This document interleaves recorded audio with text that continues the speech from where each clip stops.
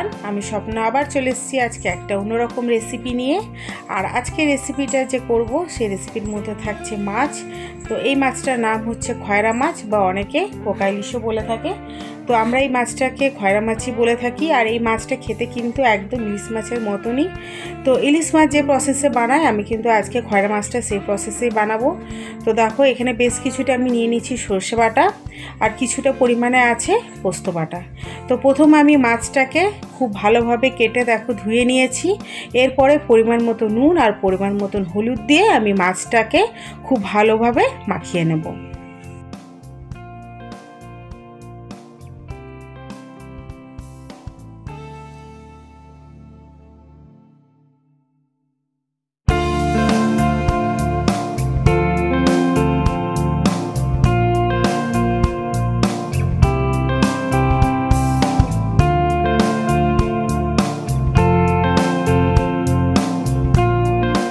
তো মাছটা আমি নুন হলুদ খুব ভালোভাবে মাখিয়ে নিয়েছি।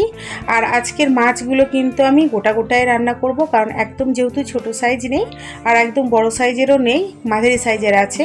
আর এই মাছগুলো কিন্তু একদম বড় সাইজের হয় না, মাঝারি সাইজেরই হয়।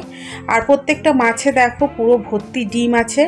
তো সেই কারণে আমি মাছগুলো কাটিনি, কারণ যদি আমি 2 পিস করতাম তাহলে হয়তো ডিমগুলো বেরিয়ে যেত। তো সে কারণে মাছগুলো আমি গোটা গোটাই রেখেছি। আর যে ডিমগুলো দেখছো সেগুলো কিন্তু খেতে দারুণ লাগে। আর তোমাদের আগেই বললাম এই মাছটা কিন্তু একদম ইলিশ মাছের মতনই খেতে লাগে। তো সেই কারণে আমি মাছগুলো কাটিনি, গোটা গোটাই রেখেছি। তো প্রথমে মাছগুলো নুন হলুদ আমি খুব ভালোভাবে মাখিয়ে নিয়েছি। এরপরে সব মাছগুলো আমি কড়াইয়ের মধ্যে দিয়ে দেবো। তো মাছগুলো কড়াইয়ের মধ্যে আমার খুব ভালোভাবে দেখো সাজিয়ে আমি দিয়ে দিয়েছি।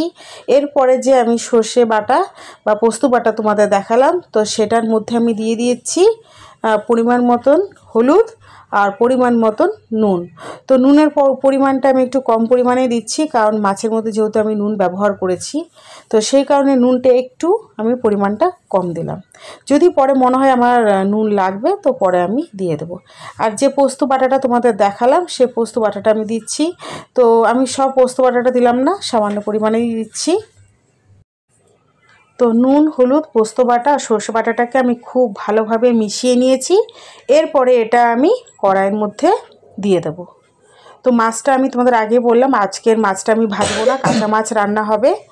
তো মাছটা আমি প্রথমে কড়াইয়ে দিয়ে দিয়েছি। এরপরে যে মশলাটা তোমাদের দেখালাম সেটা আমি দিয়ে দিলাম, আর একটু পরিমাণে দিয়ে দিলাম জল। আর এর উপরে আমি দিয়ে দিলাম 7-8টা কাঁচা লঙ্কা। আর কাঁচা লঙ্কার পরিমাণটা একটু বেশিই দিয়েছি, কারণ যখন মাছটা হয়ে যাবে তো ভাতের সাথে কাঁচা লঙ্কাটা মেখে খেতে কিন্তু বেশি ভালো লাগে। আর বেশ কিছুটা পরিমাণ দিয়ে দিলাম সর্ষের তেল। তো এরপরে আমি একটু নাড়াচাড়া করে ঢাকা দিয়ে দেবো।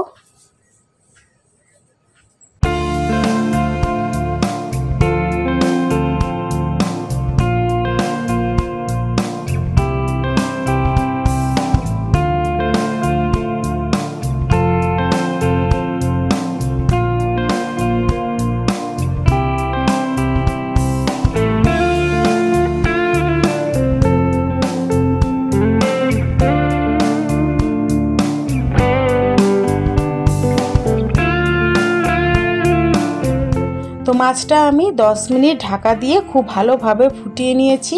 তো এখন আমি ঢাকা খুলে দিয়েছি। তো আজকের আমার রেসিপি একদম তৈরি হয়ে গেছে, আর মাছটা খুব ভালোভাবে সেদ্ধ হয়ে গেছে। তো তোমরাও এইভাবে একবার রান্না করে দেখবে, আশা করি খুবই ভালো লাগবে। আর ইলিশ মাছ তো আমরা এই প্রসেসে খেয়েই থাকি। তো খয়রা মাছ এই প্রসেসে একবার বানিয়ে দেখবে, একদম পুরো ইলিশ মাছের মতনই খেতে লাগবে। তো আজকের রেসিপিটা কেমন লাগলো তোমরা কিন্তু অবশ্যই কমেন্টে জানাবে, আর বাড়িতে একবার ট্রাই করে দেখবে। তো চলো দেখা হচ্ছে নেক্সট ভিডিওতে।